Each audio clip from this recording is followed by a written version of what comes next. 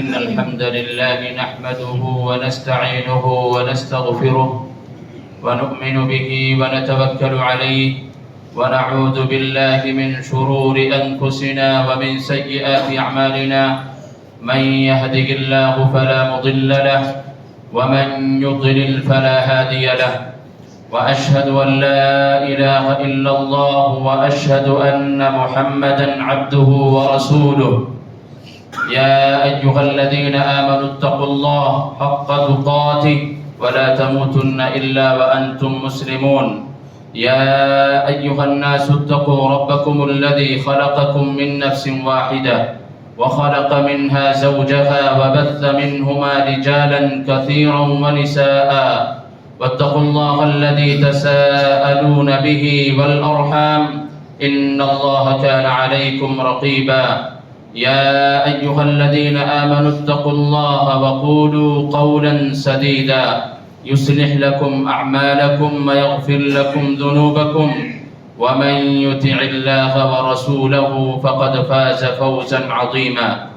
أما بعد فإن خير الحديث كتاب الله وخير الهدي هدي محمد صلى الله عليه وسلم وشر الأمور محدثاتها وكل محدثة بدعة وكل بدعة ضلالة وكل ضلالة في النار أعوذ بالله السميع العليم من الشيطان الرجيم بسم الله الرحمن الرحيم الذين آتيناهم الكتاب يتلونه حق تلاوته أولئك يؤمنون به ومن يكفر به فأولئك هم الخاسرون ہر طرح کی بڑائی، کبریائی، بزرگی، حاجت روائی، مشکل کشائی اللہ سبحانہ و تعالیٰ کے لیے ہے،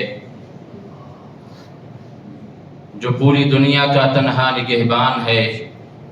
اکیلا نگراں ہے، جس کی خلاقیت بے نظیر ہے، جس کی رزاقیت بے مثال ہے۔ درود و سلام ہو تمام انبیاء کرام کی جماعت پر، خصوصاً جناب محمد الرسول اللہ صلی اللہ علیہ وسلم کی ذات گرامی پر۔ حاضرین جمعہ، بزرگوں، ساتھیوں، پردہ نشین ماؤں اور بہنوں، خطبہ مسنونہ کے بعد آپ کے سامنے سورہ بقرہ کی ایک آیت تلاوت کی گئی۔ اللہ سبحانہ و تعالی اس میں فرماتا ہے الذین آتیناہم الکتاب یتلونہ حق تلاوتہ، کہ ہم نے تمہاری طرف تم پر نازل کیا ہے ایک ایسی کتاب کہ جس کی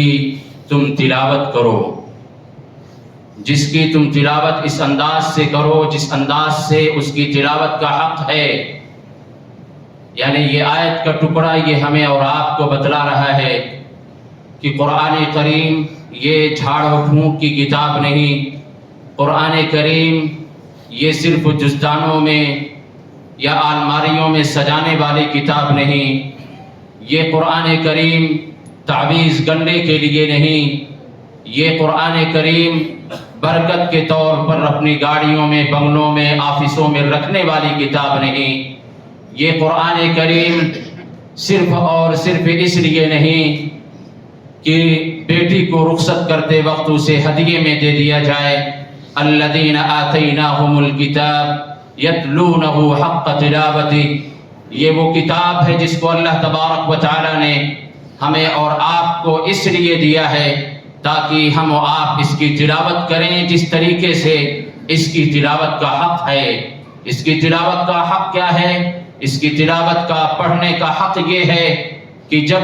تلاوت کے دوران جنت کا تذکرہ آئے تو رب العالمین سے جنت کا مطالبہ کیا جائے، جب جہنم کا ذکر آئے تو جہنم سے پناہ طلب کی جائے، جب حلال کا ذکر آئے تو اس حلال کو حلال سمجھا جائے، جب حرام کا تذکرہ آئے تو اس حرام کو حرام مان لیا جائے، تسلیم کر لیا جائے۔ جب اللہ تبارک و تعالیٰ کا کوئی ایسا حکم اس میں آئے کہ جو ہماری زندگی سے ٹکراتا ہو، یعنی ہماری سوچ اور فکر سے ٹکرا رہی ہو کوئی بات، جب بھی ہم پر یہ ذمہ داری ہے کہ ہم رب العالمین کے اس فرمان کو قبول کریں، اور اس کی تلاوت کا حق یہ بھی ہے، عمل کرنے کا حق یہ بھی ہے کہ اس میں تحریف نہ کی جائے، اس کی محکم جو آیتیں ہیں اس کے مطابق اپنی زندگی گزاری جائے،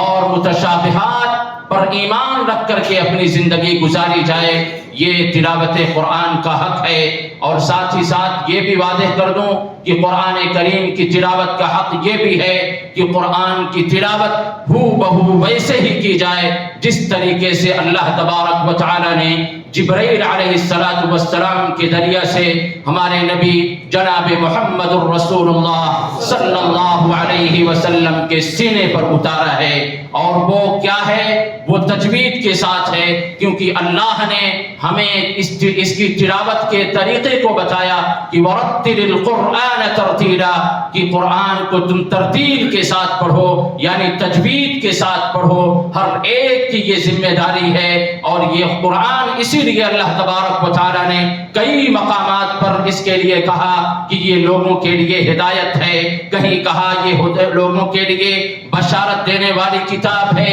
کہیں پر کہا یہ لوگوں کے لیے، اس لیے یہ قرآن ہے تاکہ لوگوں کو جنت کے راستے پر لگائے، یہ قرآن اس لیے ہے تاکہ لوگوں کو جہنم سے آزاد کرا دے، یہ قرآن اس لیے ہے تاکہ مسلم معاشرے کے اور پھر پوری دنیا کے ماحول کو درست کر دے، فضا کو بہتر کر دے، اور ان تمام چیزوں کا خاتمہ کرنے کے لیے یہ قرآن کریم اللہ تبارک و تعالی نے اس آخری امت پر نازل فرمایا کہ جس سے فساد بھڑکتے ہوں، جس سے دہشت گردیاں ہوتی ہوں، جس سے ماں اور بہنوں کی عزتیں پامال ہوتی ہوں، ان تمام چیزوں پر قدغن لگانے کے لیے، ان تمام چیزوں کے خاتمے کے لیے اللہ تبارک و تعالی نے قرآن جیسا ایک عظیم معجزہ دیا، اور وہ بھی خاص اس رمضان المبارک کے مہینے میں، جس سے ہمیں اور آپ کو اندازہ ہوتا ہے کہ رمضان اور قرآن آپس میں ایک دوسرے کے ساتھ بہت گہرا تعلق ہے۔ اسی لیے تو ہم جب اسلاف کو پڑھتے ہیں،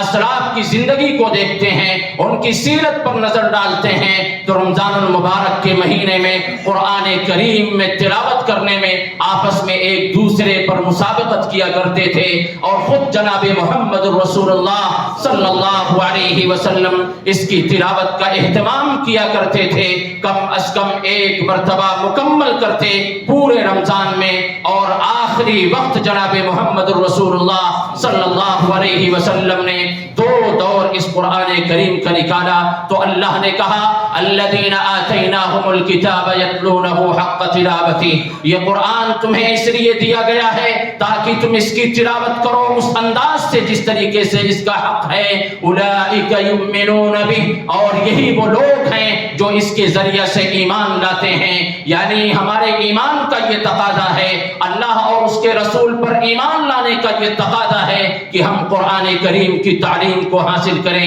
اس کی تلاوت کریں، اس کے مطابق اپنی زندگی کو گزاریں۔ اولئک یؤمنون بہ، اسی کے ذریعہ کوئی انسان ایمان پر آتا ہے، اسی کے ذریعہ سے کوئی انسان اپنا عقیدہ درست کرتا ہے، اسی کے ذریعہ سے کوئی انسان متبع رسول بنا کرتا ہے، اسی کے ذریعہ سے کوئی انسان شرک کے دلدل سے نکل کر کے عقیدہ توحید پر گامزن ہوتا ہے، اسی کے ذریعہ سے کوئی انسان بدعت اور خرافات سے نکل کر کے اتباع رسول کے راستے پر آتا ہے۔ اولئک یؤمنون بہ ومن یکفر بہ فاولئک هم الخاسرون، اور جو اس سے روگردانی کرتے ہیں، جو اس کی تلاوت نہیں کرتے، جو اس کی فضیلت کو نہیں سمجھتے ہیں، اس کے مطابق اپنی زندگی کو نہیں گزارتے ہیں، کفر کرتے ہیں، تو اللہ تبارک و تعالی نے کہا فاولئک هم الخاسرون، یہ سارے کے سارے لوگ نقصان اٹھانے والے ہیں۔ اور نقصان کیسے اٹھاتا ہے کوئی بھی؟ ہر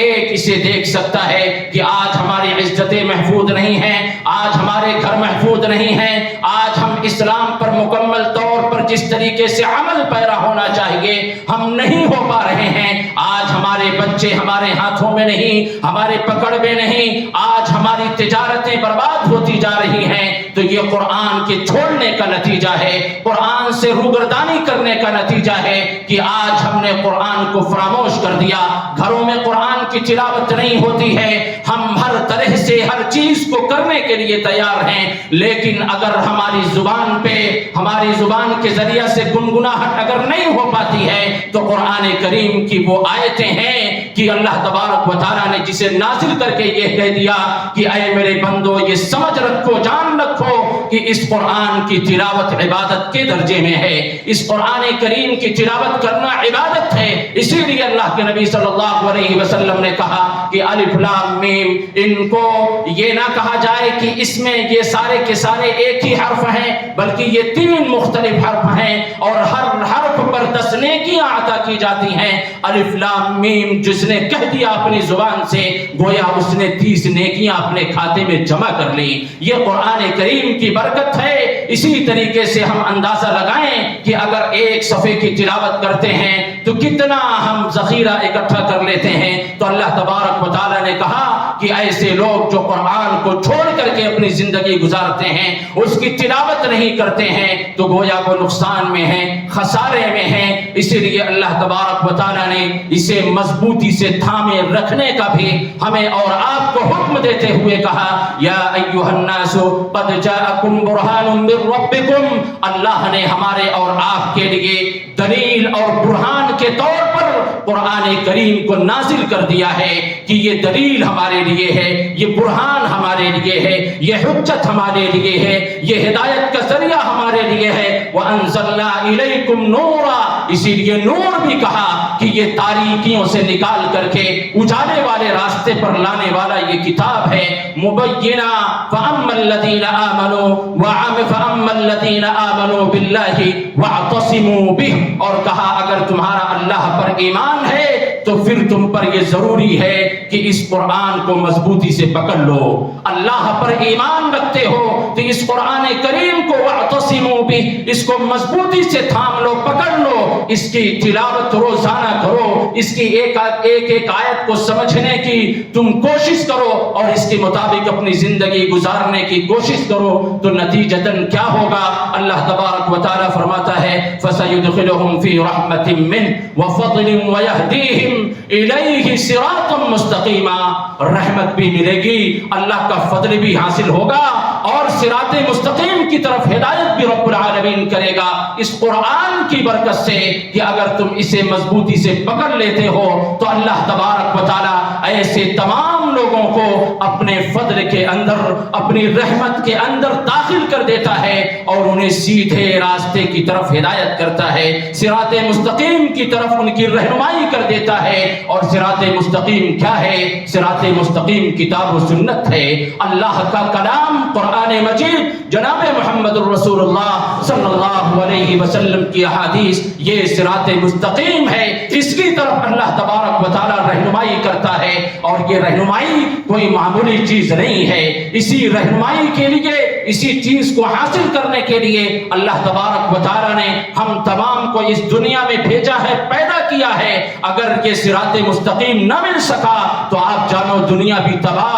آخرت بھی برباد۔ لیکن جس کو صراط مستقیم کی صحیح رہنمائی مل گئی، صحیح رخ مل گیا، اور یہ رب کی توفیق ہی سے ہونے والا ہے، اور یہ اسی وقت رب کی توفیق حاصل ہو سکتی ہے جب ہم قرآن کریم کو پکڑیں گے، قرآن کریم کی تلاوت کریں گے، اس کے مطابق اپنی زندگی گزارنے کی کوشش کریں گے، تو جنت کا جو راستہ ہے اللہ تبارک و تعالیٰ وہ راستہ ہمارے اور آپ کے لیے ہموار کر دے گا، ہمارے اور آپ کی رہنمائی کر دے گا۔ اور اللہ کے نبی صلی اللہ علیہ وسلم حجۃ الوداع میں بھی یہ اعلان کیا تھا، لوگوں کے سامنے جو آخری خطبہ دیا تھا اس میں اس بات کا اعلان کیا تھا کہ قد ترکت فیکم ما لن تضلوا بعدہ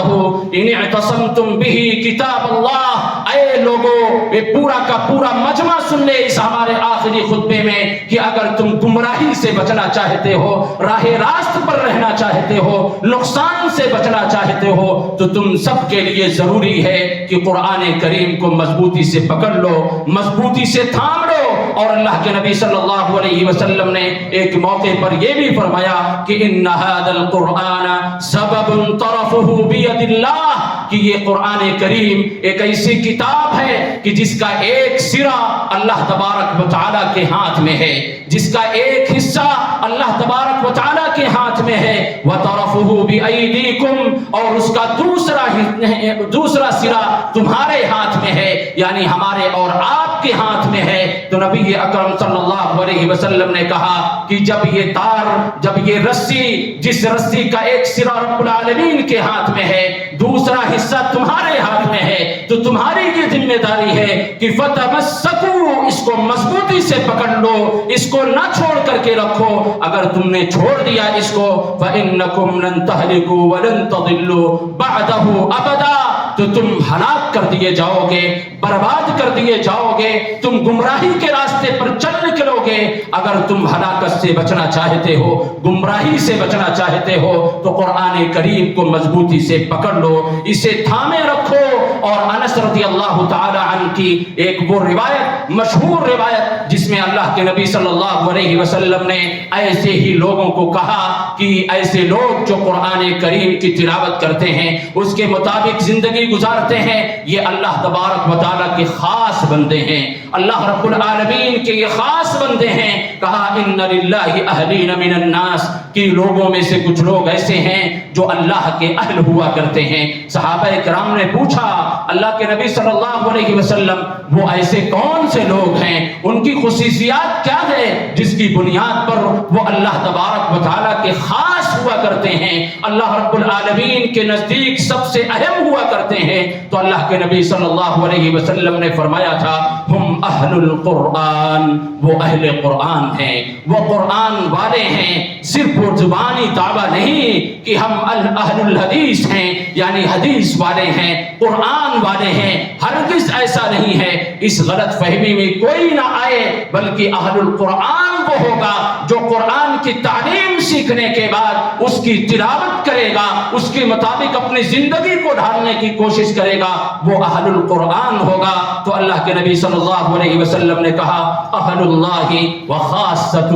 یہی لوگ اللہ تبارک و تعالیٰ کے خاص ہوا کرتے ہیں، خاص بندے ہوا کرتے ہیں۔ اگر اللہ کے نزدیک ہم و آپ خاص ہونا چاہتے ہیں، محبوب ہونا چاہتے ہیں، اللہ کے بندے بن کر کے رہنا چاہتے ہیں، اس کے لیے ضروری ہے کہ قرآن کی تعلیم کو عام کیا جائے، سیکھا جائے، اس کی تلاوت کی جائے۔ آج اب آپ معاشرے پہ نظر ڈالیں کہ یہ قرآن والا مہینہ آیا ہے، پھر بھی ہماری مسجدوں میں تعداد تو ہوتی ہیں لیکن قرآن کی تلاوت کرنے والے نہیں ہوتے ہیں۔ وجہ کیا ہے؟ وجہ صرف اور صرف یہی ہے کہ ہم نے قرآن کی تعلیم سیکھی ہی نہیں، قرآن کی تلاوت ہمیں آتا ہی نہیں۔ مسجدوں میں رمضانوں میں بیٹھ کر کے کسی پر تبصرہ کرنے کو کہہ دیا جائے، ہم بڑے ہی آرام سے کر لیتے ہیں، گھنٹوں گفتگو کر لی جائے ہم کرتے چلے جائیں گے۔ اسلاف کو دیکھیے کہ اسلاف میں سے بہت سارے لوگوں کا تذکرہ ایسا آتا ہے کہ وہ اپنے روزوں کی حفاظت کے لیے اپنے آپ کو مسجد کے ساتھ خاص کر دیا کرتے تھے۔ جب لوگ سوال کرتے کہ ایسا کیوں ہے تو وہ کہتے کہ ہم رمضان کی حفاظت کے لیے مسجد کو اپنا مکان بنا لیا ہے، مسجد کو متعین کر لیا ہے، کیونکہ یہاں تو صرف اور صرف اللہ کی عبادت ہوتی ہے۔ باہر رہوں گا تو کسی کی غیبت ہوگی، باہر رہوں گا تو کسی پر غلط نظر پڑے گی، کچھ بھی ہو سکتا ہے، لیکن یہ اللہ تبارک و تعالیٰ کا گھر ہے۔ لیکن اس گھر میں بھی اگر لوگ آ کر کے برائیاں کریں، قرآن کی تلاوت نہ کریں، ذکر و اذکار نہ کریں، ایسی چیزوں کو نہ سیکھیں جن چیزوں کی وجہ سے وہ اپنے آپ کو گناہوں سے بچا سکتے ہوں، تو آپ پھر جانیں کہ ہماری حیثیت کہاں پہنچ سکتی ہے۔ تو اللہ تبارک و اللہ کے نبی صلی اللہ علیہ وسلم نے فرمایا کہ یہ ایسے لوگ ہیں جو اللہ کے خاص ہوا کرتے ہیں۔ اور اسی طریقے سے ابو ہریرہ رضی اللہ تعالی عنہ کی ایک بڑی پیاری حدیث ہے جس میں آپ صلی اللہ علیہ وسلم نے ہم تمام کو حکم دیتے ہوئے کہا اقرأوا القرآن، اے میرے لوگوں، اے میری امت کے لوگوں، قرآن کی تلاوت کرو، قرآن پڑھتے رہو، فإنه يأتي يوم القيامة شفيعا لأصحابي، کیونکہ جو قرآن کو پڑھتا ہے، قرآن کی تلاوت کرتا ہے، یہ قیامت کے دن اس کے حق میں شفاعت کرے گا۔ قیامت کے دن یہ قرآن اس کے ساتھ ساتھ جائے گا، رب العالمین سے سفارش کرے گا، اس کے حق میں شفاعت کرے گا کہ اے اللہ تبارک و تعالی اس کے گناہوں کو درگزر کر دے. اس نے تیرے کلام کی حفاظت کی ہے تلاوت کے ذریعے سے عمل کر کے. اس نے تیرے کلام کی یعنی قرآن کریم کی حفاظت کی ہے. اور اسی طریقے سے ابو مالک الاشعری رضی اللہ تعالی عنہ کہتے ہیں کہ اے لوگوں یہ جان رکھو کہ القرآن حجت لک او علیک، کہ یہ قرآن تمہارے لیے حجت ہے یا تمہارے خلاف حجت ہے. اگر جو اس پر عمل کرے گا، اس کی تلاوت کرے گا، تو اس کے لیے یہ حجت اور دلیل بن کر کے آئے گا. لیکن جو اس کو چھوڑ کر کے زندگی گزارے گا تو یہی قرآن جہاں پر کوئی پرسان حال نہ ہوگا، اپنی اولادیں چھوڑ دیں گی، اپنا مال چھوڑ دے گا، اپنی بیوی چھوڑ دے گی، اپنے والدین چھوڑ دیں گے، وہاں یہ قرآن آئے گا، ہمارے ساتھ اور آپ کے ساتھ ہوگا، اللہ تبارک و تعالیٰ کے سامنے سفارش کرے گا. لیکن پوری دنیا کو ہم اکٹھا کر لیں، پوری دنیا کو خوش کر لیں، دنیا کے مطابق اپنی زندگی کو گزار کر کے اپنوں کو خوش کر لیں، لیکن قرآن کو چھوڑ کر کے رکھیں تو دنیا ساتھ ہو، لیکن یہ قرآن آ کر کے جب گواہی دے دے گا ہمارے خلاف تو اللہ تبارک و تعالیٰ بخشش کرنے والا نہیں ہے. اللہ تبارک و تعالیٰ اسی قرآن کی حجت کو قبول کر کے ہمیں اور آپ کو جنت سے ٹھکرا دے گا. اور اللہ کے نبی صلی اللہ علیہ وسلم کے تعلق سے قرآن کریم کے اندر موجود ہے وہ نبی جو اپنی امت کے لیے راتوں میں بیدار ہو کر کے رونے والے تھے. وہ نبی جب حشر کے میدان میں ہر ایک نفسی نفسی کے عالم میں ہوگا، جا کر اللہ تبارک و تعالیٰ کے سامنے سجدہ ریز ہو جائیں گے، سفارش کریں گے کہ اللہ تبارک و تعالیٰ پریشانیوں کو دور کر دی جائے اور حساب و کتاب کا سلسلہ شروع کیا جائے. یہ تمام کی تمام چیزیں اللہ کے نبی صلی اللہ علیہ وسلم اس دن جا کر کے کریں گے. لیکن آپ یاد رکھیں کہ قرآن کی ایک آیت جو ہمیں اور آپ کو جھنجھوڑ رہی ہے کہ وہی رسول جناب محمد رسول اللہ صلی اللہ علیہ وسلم ہمارے خلاف گواہی دیں گے. کیوں دیں گے؟ وقال الرسول یا رب ان قوم اتخذوا هذا القرآن مہجورا، کہ اے اللہ تبارک و تعالیٰ یہ ایسے لوگ ہیں جنہوں نے دنیا کے اندر قرآن کو چھوڑ رکھا تھا. اللہ کے نبی صلی اللہ علیہ وسلم ہمارے خلاف گواہی دیں گے جو قرآن کریم کی تلاوت نہیں کرتے ہیں، اس کی تعلیم نہیں حاصل کرتے ہیں. بہت معمولی آج ہم نے سمجھ لیا ہے کہ وقت ملے گا تو سیکھ لیں گے، جان لیں گے، پڑھ لیں گے. اور ایک بہت بڑی غلط فہمی جو ہمارے اہل حدیثوں پر ہے وہ یہ ہے کہ قرآن کو سمجھ کر کے جانا جائے. اللہ کے بندو پہلے قرآن کریم کی حروف تہجی کو تو سیکھو. الف با تا سا یہ تک نہیں آتا ہے، اور فتوے پہ فتوے یہ کہ قرآن کو سمجھ کر کے پڑھا جائے. یہ حق ہے، یہ صحیح ہے کہ قرآن کو سمجھ کر کے جانا جائے، لیکن تلاوت یہ اللہ تبارک و تعالیٰ کی عبادت ہے، اس کو کون فراموش کر سکتا ہے؟ تلاوت پر اجر و ثواب ہے کہ اگر کوئی تلاوت کرتا ہے تو اللہ تبارک و تعالیٰ اسے اجر و ثواب سے نوازتا ہے. ایک بڑی تعداد ایسی ہے جو فتوے بازی کرتی ہے کہ قرآن کو پڑھنا ہے تو سمجھ کر کے پڑھو، یعنی جو تلاوت کر رہا ہوتا ہے اسے بھی روکنے کی کوشش کی جاتی ہے. تلاوت رمضان المبارک کے مہینے میں تلاوت کرو زیادہ سے زیادہ، اور دیگر مہینوں میں قرآن کو سمجھ کر کے پڑھا جائے، ترجمے کے ساتھ پڑھا جائے. لیکن یہ کیا، یہ آیا وہ مہینہ جو شہر القرآن ہے، اس میں ہم سمجھنے کے چکر میں چھوڑ کر کے رکھیں اور کہیں اور فتوے دیتے رہیں. بہت سارے لوگ ایسے ہمیں بھی ملتے ہیں جو اس بات کا سہارا لے کر کے قرآن کو آج 40 50 60 سال کی عمر گزر چکی ہے لیکن آج تک وہ قرآن کی تلاوت نہ کر سکے، اپنی اس زبان سے اپنے اس ہونٹوں پر قرآن کی آیتوں کو نہ سجا سکے. اللہ تبارک و تعالیٰ نے الذین آتیناہم الکتاب یتلونہ کہا یہ قرآن اس لیے ہے تاکہ اس کی تلاوت کی جائے، تو اس کی تلاوت کی طرف رغبت حاصل کرو، اس کی تلاوت کرو، اپنے گھروں میں جتنے لوگ ہیں انہیں اس کی ترغیب دو. تو اللہ کے نبی صلی اللہ علیہ وسلم نے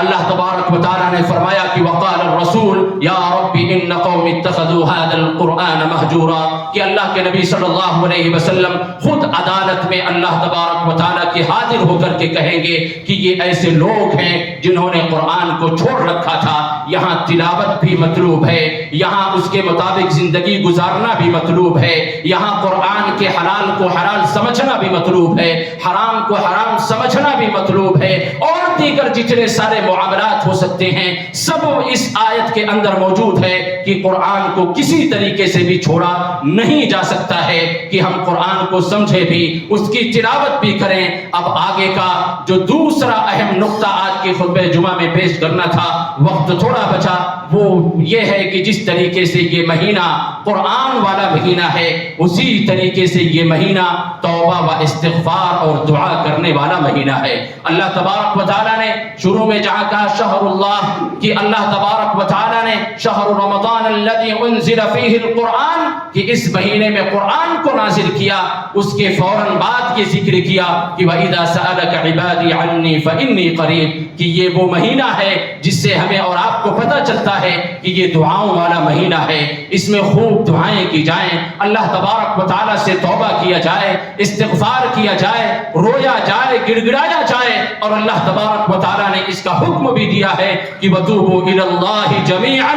أَيُّهَا الْمُؤْمِنُونَ لَعَلَّكُمْ تُفْلِحُونَ، تم سب کے سب اللہ تبارک و تعالیٰ کی طرف تائب ہو جاؤ، اللہ تبارک و تعالیٰ سے توبہ کرو، اسی توبہ کی بنیاد پر اللہ تبارک و تعالیٰ تمہیں کامیاب کر دے گا، وَلَعَلَّكُمْ تُفْلِحُونَ، شاید کہ تم کامیاب ہو جاؤ اس قرآن کریم کی برکت کی وجہ سے۔ اور اللہ تبارک و تعالیٰ نے ایک دوسری جگہ پر کہا کہ اگر میرے بندے گناہ کر لیتے ہیں تو وہ مایوس نہ ہو، بلکہ اے نبی میرے ایسے بندوں کو سے کہہ دو کہ جن کی زندگیوں میں گناہ ہے، جو گناہوں سے لت پت ہیں، قُلْ يَا عِبَادِيَ الَّذِينَ أَسْرَفُوا عَلَىٰ أَنفُسِهِمْ لَا تَقْنَطُوا مِن رَحْمَةِ اللَّهِ، ان سے کہہ دو کہ اگر ان سے گناہ ہوا ہے تو وہ آئیں میری طرف، توبہ کریں، مجھ سے مغفرت چاہیں، میں سب کی مغفرت کرنے والا ہوں، لا تقنطوا من رحمت اللہ، میری رحمت سے مایوس نہ ہو، میری رحمت بہت وسیع ہے، ان اللہ یغفر الذنوب جمیعا، کتنے گناہ لے کر کے آؤ گے، سارے کے سارے گناہ میں بخش دوں گا، لیکن ضروری یہ ہے کہ ہمارے سامنے اپنی جھولی پھیلاؤ تو صحیح، ہمارے سامنے اپنے ہاتھوں کو بلند کرو تو صحیح، ہمارے سامنے آؤ تو صحیح، دادا بازار والوں کو چھوڑ کر کے، پیر زادوں کو چھوڑ کر کے، ولیوں کو چھوڑ کر کے اللہ کے سامنے آؤ تو صحیح۔ اللہ کہتا ہے کہ ان اللہ یغفر الذنوب جمیعا، وہ تمام کے تمام گناہوں کو بخشنے والا ہے، کیوں؟ انہ هو الغفور الرحیم، وہی تو غفور ہے، وہی تو رحیم ہے۔ پھر ایک حدیث قدسی جس میں اللہ کے نبی صلی اللہ علیہ وسلم نے کہا یا ابن آدم لو بلغت ذنوبک عنان السماء، اگر تمہارے گناہ آسمان کی بلندیوں تک ہیں، آسمان کی بلندیوں تک ہیں، جن کا موازنہ نہیں کیا جا سکتا ہے، جس کو ماپا نہیں جا سکتا ہے، آسمان کی بلندیوں تک اگر گناہ ہے تو اللہ تبارک و تعالیٰ کہتا ہے کہ آؤ میرے پاس، آؤ مجھ سے مانگو، ثم استغفرتنی غفرت ولا ابالی، میں تمہارے سارے گناہوں کو بخش دوں گا اور مجھے اس کا کوئی پرواہ نہیں ہے کہ میرا بندہ کون سا گناہ لے کر کے آیا، کتنا گناہ لے کر کے آیا، اللہ اس کی پرواہ نہیں کیا کرتا ہے۔ ایک اگر بچہ کوئی غلطی کرے اور والدین کے سامنے اسے پیش کرے تو والدین ہو سکتا ہے کہ اسے زجر و توبیخ کریں، اسے ڈانٹ پلائیں، اسے ماریں، سزا دیں، لیکن اللہ تبارک و تعالیٰ کہہ رہا ہے کہ جتنے سارے گناہ ہوں گے، شرک بھی ہے تو وہ بھی لے کر کے آؤ، زانی ہے تو وہ بھی آئے، سارق چور ہے تو وہ بھی آئے، رشوت کا تجارت کرنے والا ہے تو وہ بھی آئے، کوئی بھی گناہ ہو، کتنا بھی گناہ ہو، اللہ کہتا ہے آؤ میرے سامنے، مجھے کوئی پرواہ نہیں ہے، میرے سامنے اگر جھولی تم پھیلا دیتے ہو صدق دل سے تو اللہ تبارک و تعالیٰ کہتا ہے میں سارے کے سارے گناہوں کو بخش دوں گا۔ اور اسی طریقے سے اللہ تبارک و تعالیٰ کی یہ سنت بھی رہی ہے کہ اگر کوئی انسان گناہ کر کے گناہ پر ڈٹا رہتا ہے، گناہ کرنے کے بعد رب العالمین کی طرف توبہ و استغفار نہیں کرتا ہے، رب کی جانب نہیں پلٹتا ہے، تو اللہ تبارک و تعالیٰ ایسے لوگوں کو بدل کر کے ایسوں کو لاتا ہے جو گناہ کر کے اللہ سے توبہ و استغفار کرتے ہیں تو اللہ ان کے گناہوں کو معاف کر دیتا ہے۔ یعنی یہ حدیث ہمیں اور آپ کو بتلا رہی ہے کہ گناہ ہونا یہ انسانی فطرت ہے، کیونکہ ہر ایک انسان گناہ کا پتلا ہے، گناہ ہونا ہر ایک انسان سے یہ فطری چیز ہے، کوئی معصوم عن الخطا نہیں۔ اگر انسانی زندگی میں گناہ نہ ہو تو وہ فرشتوں کے مقام پر پہنچ جائے گا، اس لیے گناہ ہونا یہ ضروری ہے۔ لیکن اللہ کے نبی صلی اللہ علیہ وسلم نے یہ واضح کر دیا کہ گناہ ہو تو اللہ کی طرف پلٹو، اللہ سے توبہ و استغفار کرو۔ اگر ایسا نہیں ہوگا تو اللہ تم کو بدل کر کے کسی اور کو لائے گا۔ والذی نفسی بیدہ لو لم تذنبوا لذهب اللہ بکم۔ اگر تم گناہ کر کے، اللہ کی قسم جس کے ہاتھ میں میری جان ہے، اگر تم گناہ نہیں کرو گے تو اللہ تم کو بدل دے گا، یعنی گناہ کر کے توبہ و استغفار نہیں کرو گے تو اللہ تم کو بدل دے گا۔ اور کیا وَلَجَاءَ بِقَوْمٍ يُذْنِبُونَ فَيَسْتَغْفِرُونَ اللَّهَ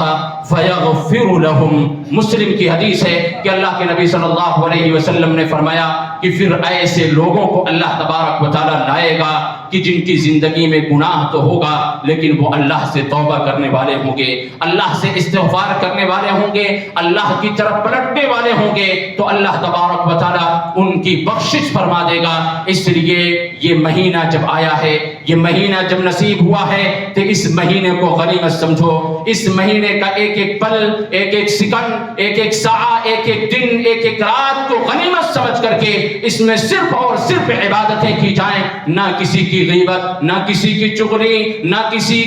کسی طریقے سے کوئی گناہ، نہ شرک، نہ بدعت، نہ کسی پر طعن و تشنیع، صرف اور صرف رب العالمین کا ذکر ہو، رب العالمین کی کلام کی تلاوت ہو، رب العالمین کے سامنے توبہ و استغفار ہو، رب العالمین کی راہ میں اپنے مال کو خرچ کرنا ہو، رب العالمین کے لیے خیر و بھلائی کا کام کرنا ہو، اخلاص اور نیت کی درستگی کا معاملہ ہو۔ یہ تمام کی تمام چیزیں اس مہینے میں ہونے چاہیے۔ آپ تجارت کرو، آپ بزنس کرو، لیکن اس کے ساتھ ساتھ اپنی زبان پر کنٹرول رکھو۔ تجارت جو ہو سچی ہو، تجارت اصول شرعیہ، شریعت کے مطابق ہو، جو بھی کام اس مہینے میں کی جائیں اسے شریعت کے مطابق ہو بہو کی جائے۔ اگر ہم اس سے ہٹ کر کے کریں گے تو گویا یہ مبارک جو مہینہ آیا ہے ہم اسے گوا دیں گے، ہم اسے ضائع و برباد کر دیں گے۔ اور اللہ کے نبی صلی اللہ علیہ وسلم ایسے ہی لوگوں کے تعلق سے کہا تھا کہ وہ انسان سب سے زیادہ نقصان برداشت کرنے والا ہے کہ جس کو یہ مہینہ مل جائے